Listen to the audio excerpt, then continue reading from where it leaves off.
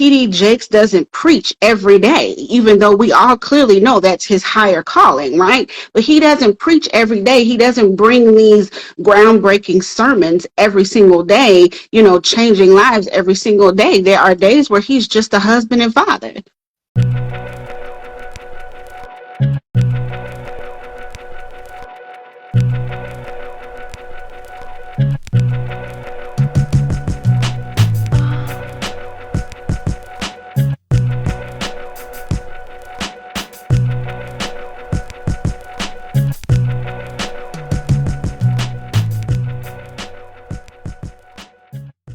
Welcome back to What's Up With You, everybody. Tonight, we got life coach Tasha Moore, and we're going to discuss finding your purpose.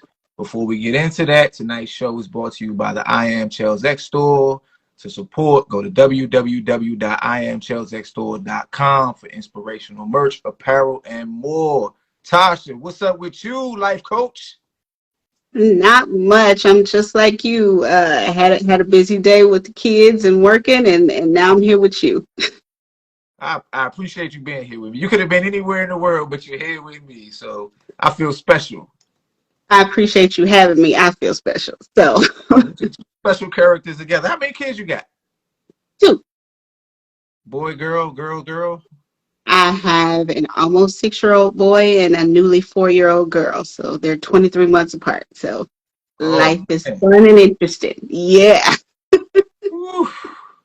I salute you. I got 19, 6, and 2. All girls. Oh, yours good apart. Yeah, I had my oldest was born when I was 20. Yeah, no, I was still in college and not mature enough to have nobody's child. Yeah. Well, good for you. It's quite the experience having kids when you're still a kid. Yeah, we waited late in life, maybe too late, but nonetheless, this is where we at. I told my wife today, I said, you realize we're gonna be like 60 before they're gone, right? But it's all good. So let's talk purpose. How does life coach Tasha define purpose? So I have a bit of a different outtake on purpose than most people. So for me, purpose isn't just this one big thing. Most people, when they get to talking about, I'm trying to find my life's purpose, they're talking about this one big thing, right? Mm-hmm. And I think we get it wrong when we categorize it like that. Purpose isn't about one big thing. Purpose is all the things. There is purpose in every single area of your life. And that is where I differ. I think you should live every single area of your life with intentional purpose. And when you do that, then you can figure out what your higher calling or your destiny or the call over your life might be. And I think many of us are seeking that call, seeking that destiny, and we're calling it purpose, but you're not going to get there unless you live all the areas of your life with intentional purpose. So you find your higher calling or your destiny through living your purpose in each moment. Exactly. And because here's the thing, I've never met a person with a singular purpose. Never. If you go back, I'm Christian, and I think that all religions have a creation story. So if you go back to whatever the creation story is, none of us were created with a singular purpose. You look at Adam and Eve, they weren't created with a singular purpose. There was always multiple things that they were called to do and be. Adam was created to worship God, but he was also created to rule over all the things on the earth. And then Eve was created to be his helpmate and to bring birth and to give life. So if you just think about it like that, how is it that we can be meant to be born for this one singular thing when we were created with these multiple reasons? And I think we just have to embrace those multiple things, live those with purpose, and then we'll find out what that gut thing that pulls at our gut is for our higher calling. Okay, so I want to know what my higher calling is, because I'm one of those people who wants to get to I want to skip to the good part, right? But Right. I have to Mhm. go to my purpose in each particular moment. How do I do that on a day-to-day basis? So, and you know what? That's the thing. I don't think that your higher calling is a day to day basis thing. And that is why I think we get stuck. We want this astronomical reason for living life every single day. And it's not always going to be like that, right? Like there's, you know, for instance, TD Jakes doesn't preach every day, even though we all clearly know that's his higher calling, right? But he doesn't preach every day. He doesn't bring these groundbreaking sermons every single day, changing lives every single day. There are days where he's just a husband and father. He still has to live those days with purpose. I'm with He you. still has to, yeah, he still has to be intentional about being a father. He still has to be intentional about being a husband, right?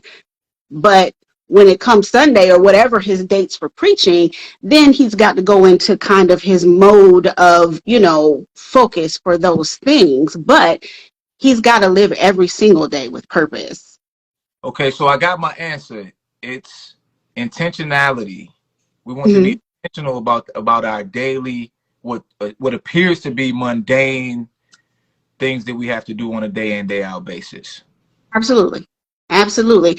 And right, like if we shift our mindset to like intentionally living purpose, then the mundane things won't seem so useless, right? um I think that everybody kind of has their seasons of life where you're not working the career that you want to work and you're kind of working this temp job, right?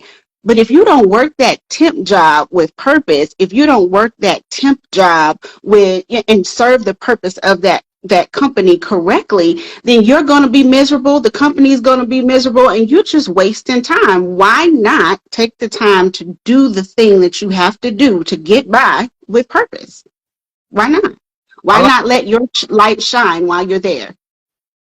I like that a lot because I kind of feel like that's where I'm at right now. I feel like I found out just recently what my higher calling is, right? Hmm. Or the way in which I think, my higher calling is to be able to help people. My wife says I'm Right. good at taking complex problems and breaking them down into simple solutions. And Hmm. I'm a cop, right? So Hmm. essentially that's what I get paid to do. Someone has a problem, I come simplify it, and then if possible, everybody leaves as happy as possible. You Right. know, so to spend 14 and a half years doing that and then come to the realization like this is what I've been doing the whole time anyway. It's kind of cool. Hmm. Hmm. Yeah, it's cool. It just, I mean, I could just tell you personally, for me, I had gone exponential amount of years thinking that purpose was one big thing. And then when I got pregnant with my daughter, I thought to myself, I don't want her to have a mother that is not a good example for her, right? Like, I want her to have a mother who's intentionally living out her purpose, right? And that's why I went on this deep dive of like, diving into the word and just really internal inspection of like, Tosh, what are you doing? What is, what is it that you really want to do? What's your passion? Are you on the right, road for it? And that is really where I came to this conclusion of like, wait a whole second. Like, I've had this thing wrong this whole entire time. Like, I'm here to serve, in all of these different areas. And I have to be intentional about doing those things because at the end of the day, what I feel is my higher calling, I don't do every single day. Okay, what is your higher calling? I mean, for me, I'm called to help women. Like I'm called to help and minister to women in a myriad of different ways. But that is my ministry, and in many ways, I do it every single day. Right? Like I don't think there's a day I don't get a call from a friend or a client, that needs help with something. But I'm not on a stage speaking every day. I'm not in a pulpit speaking every day. I'm not at a school or a business helping them connect to their purpose every day. I'm not. Most days I'm wife and mom.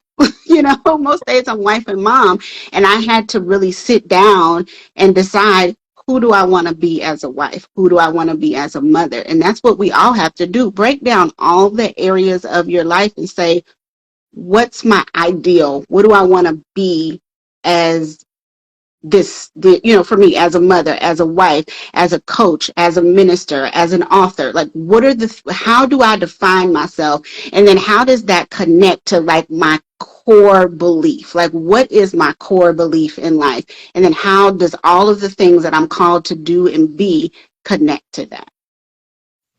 Okay, cool. I like that. I like that. I like that. That sounds similar to my life. Let me ask you this. As a woman of faith, you're a minister. You're a minister, right? You said you're a minister. Yeah. Okay. Hmm. Do you think our higher calling is something that we choose, or do you think that's something that's bestowed upon us by God? I think it's bestowed upon us by God. For me personally, I think that because I never would choose to stand in front of people and speak about anything.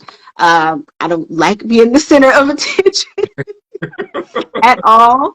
I mean, I knew for sure that it was what I was called to do because I had stage fright as a kid, like speech class, any of that. My voice would quiver. I would almost be in tears just trying to deliver a speech. And I've always been a great writer. I could write out the speech, but get up and deliver it. Don't ask me to do it. Right. Mhm. Um, I've always been on stages my whole life. I was a cheerleader, I was a dancer, but it was always with someone else. Don't give me the solo. Don't do it. Don't do it. So even though I may have been the most capable person, I never wanted to be the center of attention. And when I chose to answer the call of ministry and speaking and preaching, and I stood up in the pulpit for the first time to speak, I almost didn't recognize my own voice. So I have to say it's bestowed upon us by God because I would have never chosen it ever. So do you still get nervous before before you publicly speak? Yes, yes. Anybody can tell you that knows me well and that comes around and hears me speak. Probably the first minute or two, there's a different voice. Mm. So how do you overcome that? I submit and just give it all to God. Like I'm before I come out, I'm in some deep prayer because I'm like, Lord, you got to do this. You got to speak through me because I'm not the same. You know this. I don't do this. Yeah, I feel you. I kind of felt that way for a while. Like so, I had been rapping for like a really long time, and then I got invited to be on the Real. You ever seen the show The Real? Yes. Hmm. Got to be on the Real. They flew me out. I performed and all of that good stuff. But the morning before the performance, I was downstairs talking to some of my guys. Well, one of my homeboys that I started music with. Hmm. I was telling them, I was like, yeah, I don't really, I feel some type of way because I never wanted to be the one guy who had to go out on that stage by himself and do this in front of other people. I just wanted to be one of the group members that everybody was like, oh, dude, don't really talk that much. Yeah. You know what I'm saying? So it was cool. It was cool to get through it. And I agree with you. I think sometimes we just got to submit, let go, and let God just kind of push through. Yeah. Yeah. I mean, and ultimately, when you submit and you allow Him to use you, that sacrifice is more rewarding than you giving it to somebody else to deliver for you, right? Mm-hmm. Because at the end of the day, you're called to who you're called to, and somebody can read your words, but nobody's going to be able to change lives the way that you're meant to change lives because you're called to who you're called to. There's people that are specifically connected to your purpose, right? And so those people are going to be changed because it comes from you, not because you wrote it and somebody else did it, right? Like the delivery has to come to you. And for me, I think one of and this is for anyone, if we can just shift our mindset to understanding that your purpose is connected to other people's purpose. And if you don't answer the call, then you're responsible for the people who you're responsible for what they lack. Like you're responsible for what they lack if you don't answer the call. Yeah, that's deep.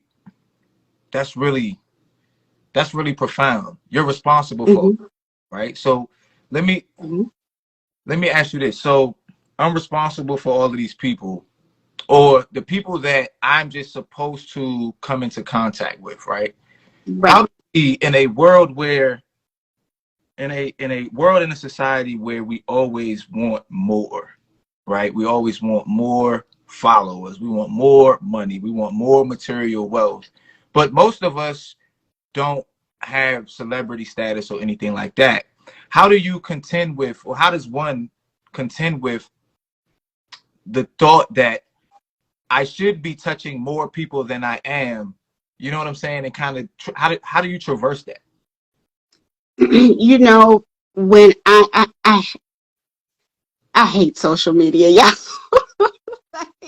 Like the overarching of it, I hate it. I love that it connects us to people. Like I love when it's used for what its authentic purpose is, but I hate that we're in a society where it has to be used, right? Like I hate that it's a necessity, right? Because it's hard to put behind your mind competition, right? Like it's hard. And so you have to be someone who is grounded and rooted and understands that at the end of the day, your call is your call. Your message is your message, no matter how similar it may be to other people, no matter how saturated the field you might be in is, right? At the end of the day, you are who you are. And looking at numbers, trying to catch this live and jump on this live and jump on that live isn't going to happen. Um, any faster than God intends for it to happen, right? It's not going to happen any faster than God intends for it to happen.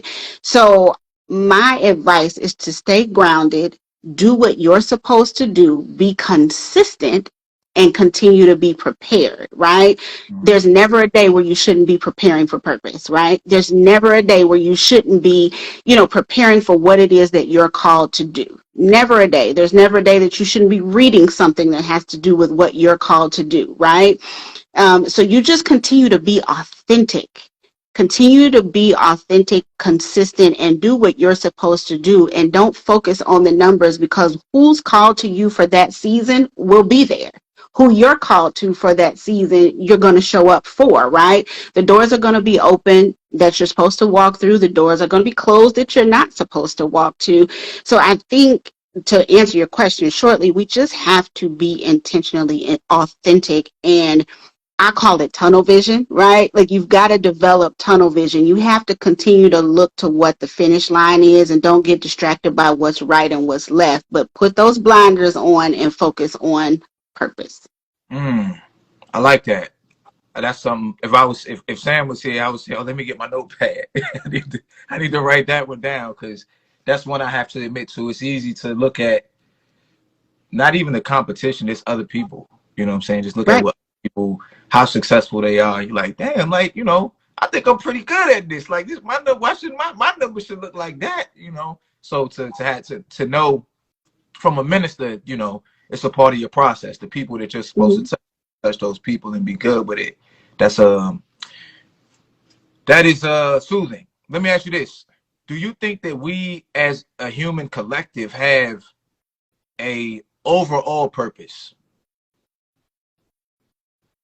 Collectively, I do. I think that at the end of the day, we are meant to respect and love one another. Like I do, at the end of the day. And when I say love, I'm not talking about that deep love. I'm just talking about just human kindness, right? It doesn't matter what your religion is, doesn't matter, none of that matters. Just basic respect, and Mm. kindness.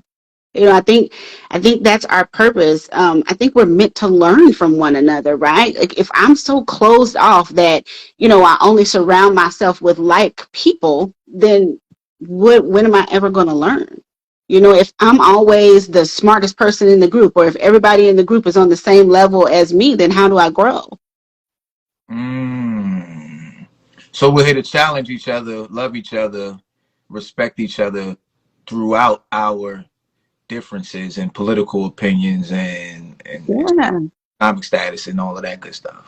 Yeah, I mean, you're never going to 100% agree with anyone. Right. So, why close yourself off? Why close yourself off? Yeah, I mean, every person has rules in their own house, right? Like you have rules in your own house. I'm going to come in your house and respect your rules. That doesn't mean I have to take your life with me back to my house. You know, you don't have to. So, I think we we put so much emphasis on trying to be around like-minded people that we miss out on our blessings. And I'm not saying that it's not good to have like-minded people, because you got to have a circle of like-minded people. You absolutely do. But if we continuously push people away who think different, look different, worship different than we do, then I think we put ourselves in a box, and that's not growth. Mm. Do you think it's possible for somebody to have what most of us would perceive to be a bad or negative purpose or higher calling?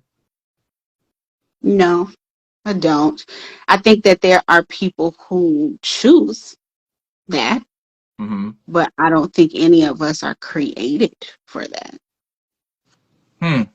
So give me a Bible lesson then, right? Because I'm trying to make this make sense. To Mhm. the I have to go deep down the rabbit hole, right? But in my mind, I'm like, well, I just asked the question: does Satan serve a purpose for God? He did, but he failed. And then he chose to stay fallen. Okay, so he chooses to stay fallen. So does he have no purpose or no higher calling anymore? No, he does, but he chooses to live it in a different way. Here's the thing. When we talk about your authentic inborn nature, your temperament, right? Mm-hmm. You talk about your temperament. Everything within you can be used, good or bad. Mm-hmm. Everything. Everything. It's your choice. We have free will. It's your choice. So I'm great with words. I can use them to cut you down, or I can use them to lift you up. Mm. So that's the free will aspect of it. That's the free will aspect of it. You gonna pay for how you choose to do it. You know, you're gonna pay for how you choose to do it. But I mean, we all have things that we're called to do that come natural to us, but we choose which way we live out those, which way we use those gifts, which way we use those calls. Uh, you you go back and talk about Satan. He chose to be. Thank you, Rachel. He chose to be separated from God, right? Like he Mm-hmm. chose to be separated instead of one with, right? Like he chose to be separated because at the end of the day, he wanted the glory to come to him and not to God. Mm. So if that was his choice, then there was no way that he could stay, right? Right. It's not like God kicked him out because that was his desire. God kicked him out because he chose to live out that desire. Mm. Yeah, that makes me think about some of the things that I see on a daily basis. It's like, wow, Mm-hmm. stuff is bad and it's heartbreaking. But I think somebody said to me the other day, "You're a cop. You're supposed to help people, right?" And I was like, "Well, I mean, in theory, yeah. I like really, I'm here to enforce the laws. I Right. only help people who want my help. If you don't want my help, you Mm-hmm. know, says I must help you, right? I don't really care as long as you're not hurting anybody else. Do what you do." Right. So it kind Right. of that metaphorically. Mm-hmm. Yeah. I mean, and just because you're someone who's called to help people doesn't mean that you're meant to help everybody, right? Mm, Like you may not be the cop that they can hear from. So at the end of the day, all you can do is enforce the law. Just like there are people who have jumped in my inbox wanting me to coach them. I may not be the coach for them. We have to figure that out. mm. I like that. Let me ask you this. Let's talk. Let's focus on the women for a second, right? Um, Hmm. because women typically have to deal with something that men don't when it comes to purpose and higher calling, right? Mhm. How do women who become mothers still maintain that focus on their purpose that is there whether they're a mother or not? You know, I used to say it's a balancing act, but it's more than that. It is really understanding the season that you're in, right? Because there are going to be some seasons where you are meant to just be a mom. Like you're meant to just focus on your kids. That's what you're meant to do. Now, don't get me wrong, in that season, you should still be preparing for whatever your higher calling, your purpose, however you want to phrase that is, right? But there's going to be seasons where you are meant to largely just raise your children, rear your children, focus on your children. And then there are going to be seasons where you have to be out front living out purpose. And so it really is about having a discernment about what season you're in, understanding when it's time to go and when it's time to sit, understanding actually having an organization in your house and in your family unit so that things don't fall aside when you're not in the home, right? It is truly about understanding who you are as a mother, the kind of mother you want to be, the kind of mother that if you're married, that your husband, wants you to be, and really making sure that there is order in your life so that when you have to step out and do what it is that you're called to do or go to work or be in your career, that things don't fall apart.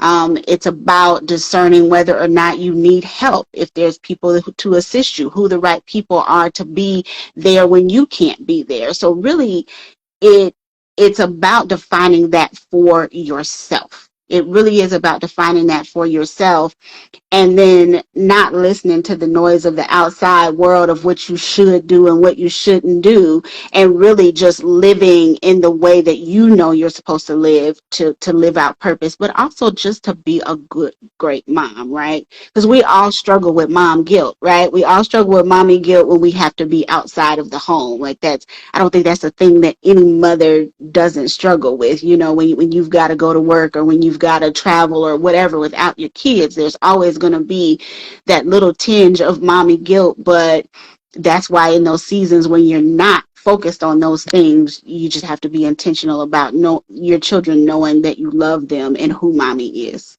Mm, I like that. I like that a lot. Um, how do you think a husband can help a wife traverse that? He's got to be a man who is confident in himself, especially if his wife is called to be more of a public figure, than him. Mm-hmm. He's just got to be someone who is confident in himself, who affirms, her purpose as well. Like he's got to be someone who's like, babe, you got this. I know you're called for this, right? And he's got to be humble enough to step in the place of, I don't want to say mom, but he's got to, be humble enough to step in the place of homemaker when she can't be home. Like he's got to Mm-hmm. be humble enough to do that and willing to support that, just like she's got to be willing to support him when he's out in his season. Mm. So since we're on the topic, and I didn't have this particular question for you, but you're someone that your mind interests me. What is your opinion or perspective on when, like, there's this new thing, there's kind of like this movement where it's like, I don't need a man. I can do it all by myself. What's your opinion on that? It's okay. It's a safe space. You can say, put it how you want it. Go to take it to church if you want. I just know that most of the modern women not gonna like me when I say this, but I don't think that most women who say that mean that. I really don't, because you can't be someone who wants children. You can't be someone who wants the company of a man, but you feel like you don't need a man. You may not need him to help you pay the bills. You may make X amount of dollars. You may not need him to help you pay the bills, but you still need a man. So you think so? If you don't, do you don't think they believe that, right?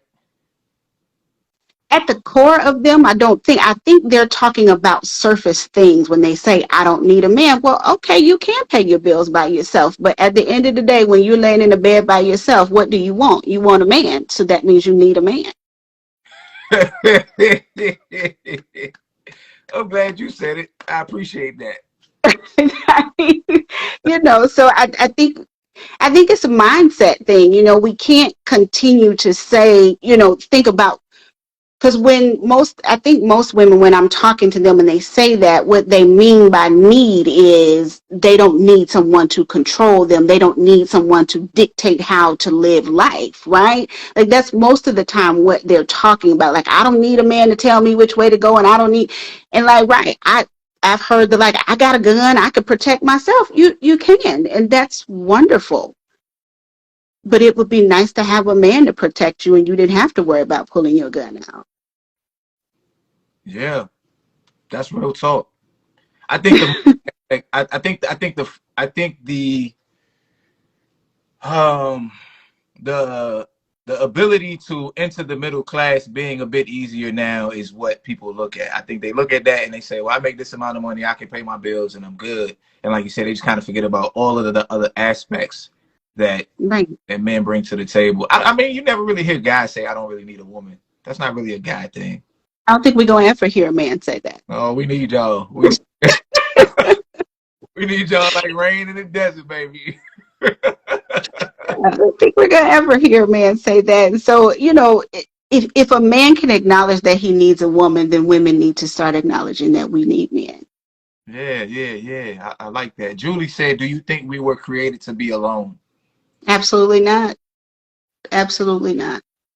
No. Mm-hmm. I mean, once again, I'm a Christian. So if I go back to creation, God created Eve because he said it wasn't good for Adam to be alone.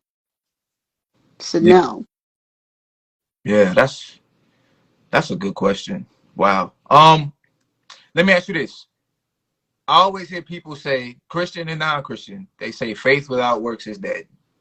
So my question Hmm. for you is, if I asked you or forced you to give me a percentage between the faiths and the works, how would that pie be cut?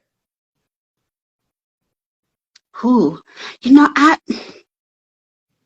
don't really think you can cut the pie, because when you talk about faith and works, it all has to do with your level of faith, right?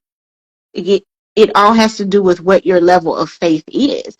um I can only go to the scripture where it says, talks about the faith the size of the grain of a mustard seed, right? Like that, and we as Christians stick on that. We, all I need is faith the size of a mustard seed. Well, eventually you have to plant that seed, water it, grow it, and benefit from the fruit of it, right? Mm-hmm. And so it depends on your level of faith, where your work level is, right? And so I think when your faith is smaller, your work is, I know this is going to sound crazy, but when your faith is smaller, your work should be more exponential because you're working to grow your faith, Uh, right? hold on, hold on, hold on. Let me process that.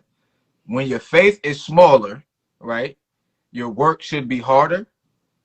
Your work should, I don't want to say harder, but it should be more because you're working to grow your faith, right? There's never going to be a time where you shouldn't be working to grow your faith, but you're going to have to work a little harder to grow your faith, right? Because if you start out here, you need more knowledge, right? You need more faith. You need more faith to grow. You need more faith to get to this level. If you understand that your purpose is here, but you're down here, you got to work to get up there, right? Mm-hmm. You got to work to get up there. So let's just take it from an education level. You start out at your associates, but it takes a PhD to get up here, right? Mm-hmm.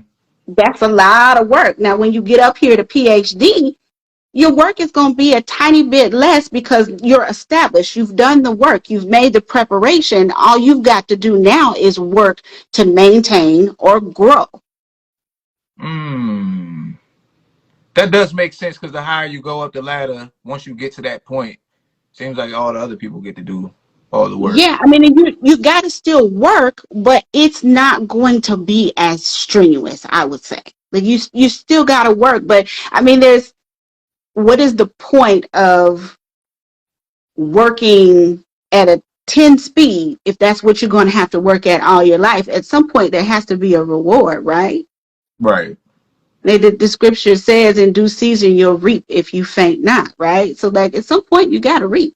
Like, at some point, there's a reward. So, to answer your question, I think that depending on your level of faith, depends on how much work you got to put in. Hmm. Um, Let me ask you this. In a world dominated by money, do you think it's harder for poor people to find their purpose?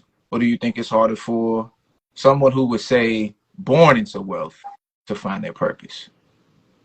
I don't think money has anything to do with finding your purpose. I don't think it's harder for you to find your purpose if you're poor or rich. I think it's harder to live out your purpose, whether you are poor or rich, right? Because if you're rich, then technically you have everything at your fingertips. You're going to be able to gather all the tools that you need. You're going to be able to go to school. You're going to be able to pay for whatever it is that you need. You know, if you're poor, you got to figure out how to get it. Mm. So that was my initial thought process too, right? And I always play devil's advocate to my initial belief to kind of traverse it. And then I thought, well, if you're born into wealth, it's possible that because you don't really have to pursue that financial freedom that somebody else would, it could be more difficult for you in a sense of you even having the desire to find it. Because Right. I think a lot of us have and find our purposes and our high callings because we don't want to do something that we don't want to do for 40 or 50 years, right? Mm-hmm. Mm-hmm. Something that I'm not completely sold on one or the other. I've been poor. You know what I'm saying? And I know when you're poor, you're like, I don't really care about purpose. I'm just trying to get something to eat here. Right. Mm-hmm. I think it comes down to motivation. It doesn't matter what your financial status is. It's the question is, are you motivated to find your purpose? That's the question. Hmm. Yeah, Because but go ahead. I was just going to say, because I think what you were leaning towards is that, when you are well off, oftentimes there's not a reason to have to figure out purpose, right? Because Right, you living good, so you're not motivated because you're just like, I'm good. My right, bills gonna be paid. I'm always going to be able to eat. I'm always be able to buy what I want to buy, right? So you're right, not motivated. When you're struggling, you're like, I got to figure this thing out, right? Like, right, this can't be all that there is to life. I have to figure this thing out. And so that's why I said I don't think it's easier to find your purpose no matter your financial status, but it's definitely easier when you have the money. But at the same time, it may be easier for a poor person because we're going to be more motivated to find a way out, find a way or make one, right? right, right. I agree with you. Somebody asked in the comments, what is faith? How do you quantify faith? I mean, just on a surface level, faith is a deep belief in something higher than you. Hmm. So I have this thing where I distinguish between, it's not completely in my subconscious yet, so nobody here gets to hold me to it, right? It's just, it makes sense to me though. To me, there's a difference between believing and knowing, Hmm. right? So Hmm. if you were to ask most people, do they believe in God? They'd be like, yeah, I believe in God. I don't really, I don't really process it that way anymore. Like, to believe is to imply that you don't know. And I look at it more like knowing, right? Like, I don't believe in, I believe in aliens, but I've never seen one, right? Right. I Hmm. don't really believe in God because to me, it's all here, right? There's nowhere that it isn't. So yeah, I know it. Now, the nature of it, or what happens, when I no longer have this physical vessel, I have beliefs about that. But the idea that that which sustains this whole thing, I don't believe in it because I know it. I see it every day, right? That, So, that's your level of faith, though.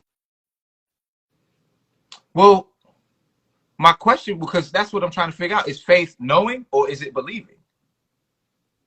Faith is believing. You grow your faith into knowing. Hmm. So faith is like a seed. Mhm. Okay. I like that. So my faith seed is now a tree that I can actually see and pick fruit from. That's the idea of faith. You plant it, you water it, you grow it, it bears fruit. Hmm. I like that. Um, you know how many people you've life coached or counseled? Um, That's a hard question to ask, right? Like very. well, the the reason why I said that is because I realized that I was coaching before coaching was a thing, right? Okay. Like, it's ministry for me, and I have been a minister for 20 years. So, uh, and I ran a nonprofit for half of that time, so I mentored a lot of girls, during that time. And so, yeah, I wouldn't care to put a number on it because I don't want to just qualify the people who have paid me or who have sat directly under me, because I don't know whose life I changed or touched by standing behind a pulpit or on a stage. Mm. Now I know your focus is women. Is there something that you enjoy about helping men? Is there something special So, about men? Like, ooh, I get to help a guy with this. You know, how yes, I I my husband and I like working with other couples, right? So okay. I love I love helping in that vein. And I have a lot of little brothers that come to me for, questions like, Tasha, I know you work with the girls, but help me understand the girls. So I do enjoy helping my brothers understand us women. I do. Okay, so that's good. That gives me a question to ask, right? If there was one thing that you could have men understand about women, but it's only one thing that we can all just magically get, what would that one thing be? That's not a good question for me because I am so not your stereotypical woman. So ask them. Well, you don't have to answer for them. I'm asking for you. So you get to I God am. you, right? And he says, look, Tasha, you've ministered, you've been good. I'm going to reward you and allow you to be the one who picks the gift or the understanding that all of these men get. And if them other women are mad, they can go kick rocks. What are you giving us? I think the one thing that I think all women, no matter how quote unquote masculine we are or not, I think that what men need to understand about most women is that we have this capability to process hundreds of things at one time. Mm, We are we are constantly thinking. We are constantly processing. We in general can multitask with the best of them, right? mhm. Um, and I think that the one thing that men need to understand is that they have to realize that they have to be our safe place to turn that all off. Hmm. Do I do that through validation? Validation, but also just creating a place of trust, because I have to trust you to be able to turn that off, right? Hmm. Like, I have to trust you. I have to trust that I'm safe with you. So creating a safe space. But yeah, like through validation, through affirming, I can't stand.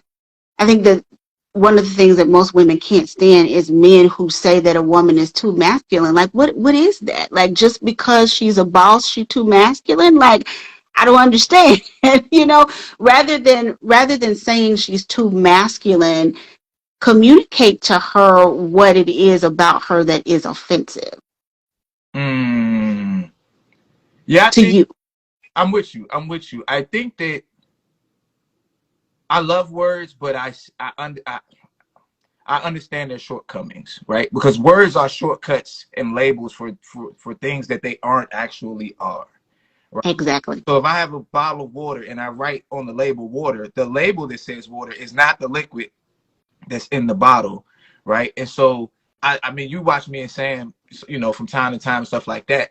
I'm very meticulous because I always want to make sure that what I'm trying to convey or what's going on in here is being conveyed correctly. And I think it's so easy, especially with like labels, the Hmm. societal labels. It's so easy to be like, oh, she's too masculine. Ooh, like you said, you probably want to go into detail about that because it Right. something that could actually help her and help you, but because you're putting a label on her that she's probably going to be offended by, Exactly. you got to Then figure. you're gonna get nowhere. Right. I'm with you. So, how do you want the world to remember you? Oh, um, I simply just want to be remembered as someone who motivated and loved.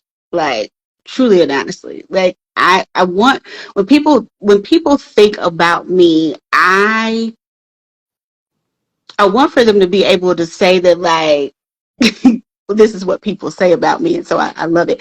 That I'm strong, I'm no nonsense, but at the end of the day, when you walked away, I said or did it out of love, right? Mm-hmm. Like I hate being misunderstood. So that's the thing. Like I want people to know that everything I did out of love. Mm. Okay, cool. Top five time. You have to tell me your top five, dead or alive, real or physical, real or fictional people that you would like. Five people that you would like to sit down and have a one-on-one intimate conversation with. Ooh, top five. Okay. Um, Dead or alive, right? Dead or alive, real or fictional, doesn't matter. Whoever. Okay. Maya Angelou. Okay, good, good, good. What you talk Miss Maya Angelou about? Oh, I I think that she had one of the greatest mindsets about around femininity and strength all at the same time. And Mm-hmm, she had such a way with words. I would just want to have a conversation with her about that, right? mm-hmm, How she managed to string together her thoughts in such an eloquent way, right? mm-hmm, So loved her. She was my favorite author and poet. So I would talk to her about feminism and how to be an eloquent speaker, right? mm-hmm. Um, Next, dead or alive. Oh, that's hard. I would probably want to have one more conversation with my grandmother because she was probably like the wisest, coolest woman I've ever met before in my life. Um, she, when you think about like a matriarch, her Mm-hmm. picture would be right there. Like right, like her picture would be right there. And um, I always sat at her feet and listened to every story and every bit of wisdom that she had to give me. Um, so just to hear one more story and one more bit of advice would be awesome. It would be awesome. So her, um, I would want to talk to Mary, Jesus's mother. Okay, okay, cool. I'm gonna say Mary J. Blige. Like she ain't made the show yet. You know what I'm saying? Like that's what's up. But now you got to sit back, chill. Think Yeah, Mary, Jesus's mother. I would love to sit down and talk with her because it's just like, hey, girl, how you felt about that? How was that? What was that like? right. Tell me all about that. That's three. Um, I'd love to sit down and talk to the Obamas. That would be cool. Okay, the Obamas, they're a staple here. Everybody, not everybody. A lot of people want to talk to the Obamas. Yeah, I love to talk to them. Because they were the first, So what was that like? I want to know, even though they've both written books and pretty much kind of told it, but I would want to know like what did it take to make it through that? Like what did it take? Aside from how we may have thought they did, how was it to be in that position, right? Right. Um, So what do I have? One more? You got one more. The Obamas count as one. They always count as one. So if you pick Barack, Oh, Barack, okay. Tasha, what's the other one named? I forget all their names. You get Yeah, Sasha and all of them out of what's the other one's name? Is it Malaya? Malia. Malia. Malia. Okay, Yeah. cool. Um, one more person. I'm trying to think of like somebody here, right? trying to think of somebody here. I saw Sam in the comments say me. I talk to you all the time, Sam. Talk to you all the time. Um, this is going to sound a little strange, but we just joined our church, so we're fairly new members at our church. So I'd actually like to sit down and have a conversation with my current pastor. Oh, okay. That's what's up. So Okay, that's it. That's my fact. cool. I like that. So you got Maya Angelou, Grandma, the Virgin Mary, the Obamas, and your current pastor. Hmm. Sounds like a solid top five. So they're asking me, well, I know Keisha was like, I know this isn't about to end, but we can't be on here all night. Um, so I always give my guest an option to ask me a question since I've had the opportunity to pick your brain. So if you have a question for me, this is your moment. Oh no, Charles, you always are so like this is the thing about you. Like I don't think you ever leave people guessing. Mm. You never leave people guessing. Like you're very thorough in your answers, and you find such a way to make it plain and clear, right? Um, so I don't know. Well, you know what? I'll go back. I'll go back because you said you're kind of in a space of figuring out purpose for yourself right now. So what's your ultimate goal, your ultimate vision? Ooh, my ultimate vision. Well, ultimate is such a strong word. It's like always and never, right? And I am not so attached to, as far as I can see, as in comparison to what the possibilities could be. Hmm. It's, so I will answer your question. At this particular point in time, the furthest I could see on my horizon is being a really good, well-known, sought-out counselor or life coach. That is about as far as I can see. Now, if Hmm.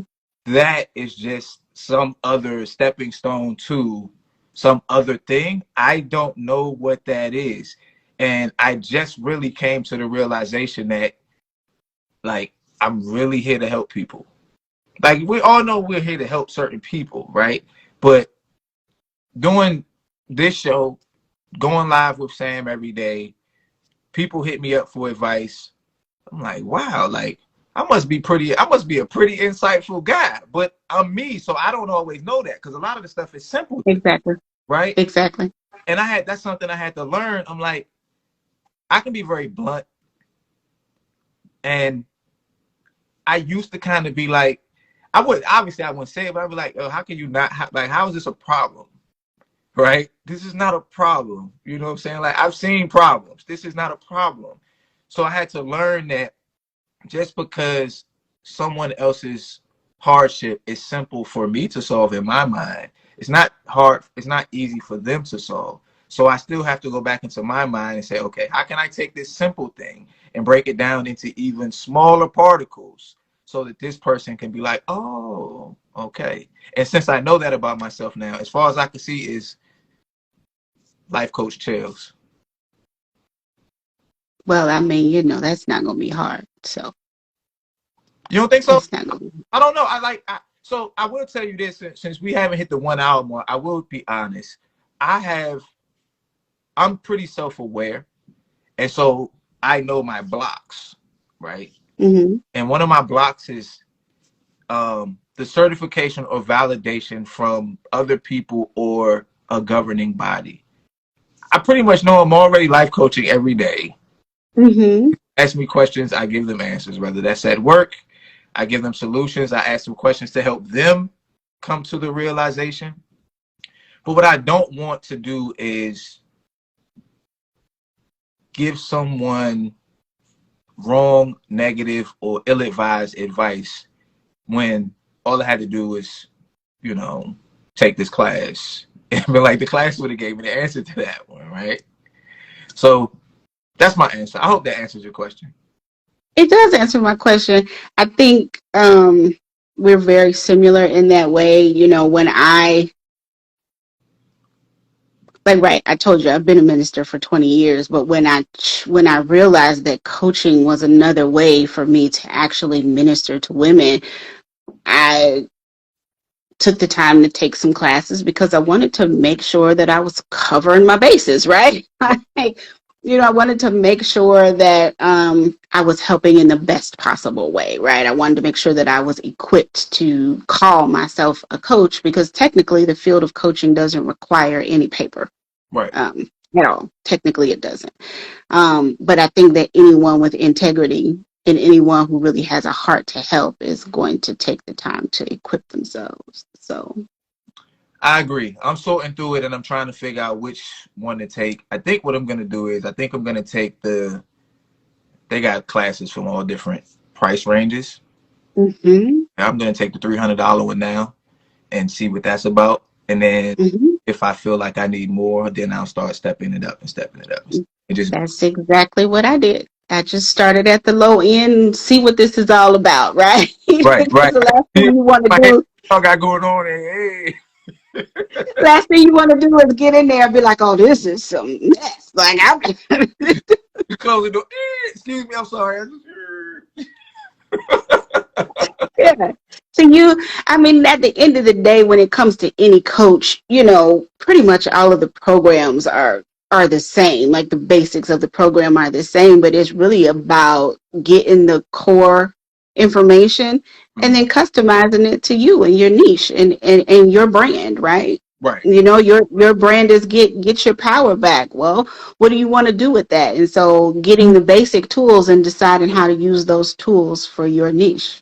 Yeah, yeah, yeah. I like I'm glad that I already have a foundational quote or piece that lets me know everything. Every time you come to me, any problem you come to me, I'm going to basically turn it around in a way so Mhm. you can be the one who's empowered. And I think that'll help me, on my journey. Julie got a question and then we're going to get out of here. Do you have Okay. a mentor that you turn to when you are met with an issue that you cannot help solve?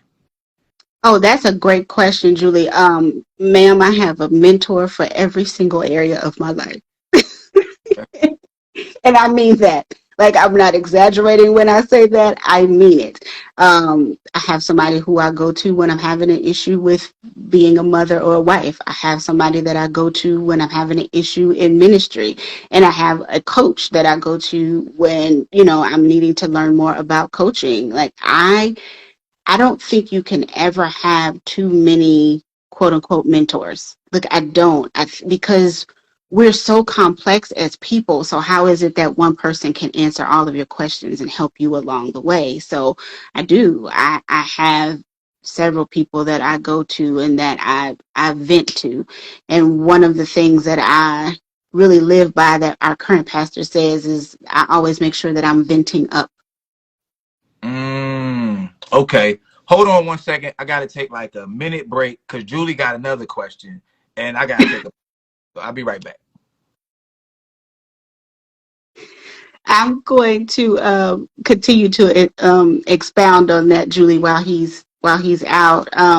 So for me, I always make sure that I vent up and not down. For instance, just plain and simple, if you want to talk about your marriage. Like in your marriage, there's never a time that you should be venting to one of your single friends about your marriage. You always want to vent up. So vent up to someone who's been married longer and whose marriage you actually admire. Just like I'm not going to vent up to someone who's struggling. I mean, I'm not going to vent to someone who's struggling in the coaching field on the same level as me. No, I'm going to seek out someone who's doing what I want to do or who's at the level that I want to be at. So there's nothing wrong with having more than one mentor. Like I said, I intentionally have a mentor for each area of my life. Okay, I'm back. Sorry about that. That's the only second time that ever happened. Um, Judy wants to know if I have, I guess, someone that I go to. Um, those of y'all who've been around a little bit longer know I go to therapy every other Saturday. So I got Dr. Robert Evans the third at Empower All Day on here. He's my go-to guy for advice, and we do not always agree. You know, we disagree on a lot of things. However, he gives very sound, practical advice on how to traverse life. But I would add that I'm someone who understands that different people are experts at different things, right? So sometimes I go to my wife. Sometimes I go to Sam. Sometimes I might go to a coworker. Sometimes I might actually go to one of my kids. I think that different people offer different, I don't know, jewels of information in their own way. So I'm always open. Sometimes I go to nature, right? Sometimes I go park at the top of a garage and let the stars and the moon enlighten me on whatever it is. So I think the information's always out there. But in a formal setting, typically is my therapist, Dr. E. That's my guy.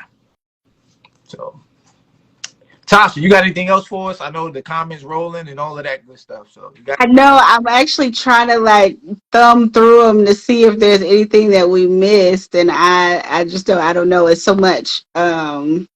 there was too much. And then I also, and when I first started this show, I would try to get every comment. My other phone fell, sorry. But I realized, like, you know what? I'd rather just focus on the conversation, and the ones that really catch my eye as they go by, I'll try to pin them. But I'm not going to Mhm. stop you from saying something great because I want to read a comment. So I try to do the best I can. You know. Yeah, I would just say kind of on that same vein of mentor. This is what I will say because this is one of the things that I actually teach within my coaching program, and I will say this. Um, there's a scripture that says, "Iron sharpens iron, so shall you sharpen the countenance of your friends." Right, and so I always say that it is essential for a person to have what I call an iron crew, right? Mm, So there's always going to be people that you keep within this iron crew, your prayer partners, your mentors, your accountability partners, and and just your few people that you can trust that are going to have your back. But I think we all need those essential things: your prayer partner, your accountability partner, and your mentors, because you need somebody that's going to tell you when you're wrong and that you're going to actually listen to. And mm, you need somebody who's going to hold you accountable when you're slacking. You need that. But you also need someone who's going to give you a hug and pray for you in the times when you're broken, right? So you mm. need that. But the last thing you want to do is get to a state of brokenness and you have nobody there to lift you up. Yeah. Yeah, I like that. TashaRMoore.com if you want to connect. And somebody else said something. Oh, Julie said maybe we can use a question box. So it got to a point on certain lives where the comments would be too much. And I would say, hey, if you have a question that absolutely has to be answered, put it in the question box. You know what everybody did? They kept putting it in the comment box. So I said, "Okay, you put it in the question box." But the people who do, I typically end up seeing their question and getting it out there because it jumps that once you Yeah. get that little that it kick, I guess it gives me the dopamine hit, and I'm like, oh, I got a real question, or not a real one, but one in the question box. So they asking for a part two, so I guess we're gonna have to schedule it and have you come back on, and we could do this again. Let the people know where we can find you at. Let the YouTube audience, so when it's posted to YouTube and all of that good stuff, so let them know where they can find you. So it's like Rachel said, the easiest way to find me is via my website. It's www.tasharmoore.com. And then you can find me on Instagram at Coach Tasha R. Moore. So those are the easiest ways to find me. All of my easy contact information is on the website. But yeah, tasharmoore.com is the easiest way to find me. And then Coach Tasha R. Moore here on Instagram. uh, Throw me a message. I'll answer it. I will. I'm not that busy. Well, I've duly enjoyed our conversation.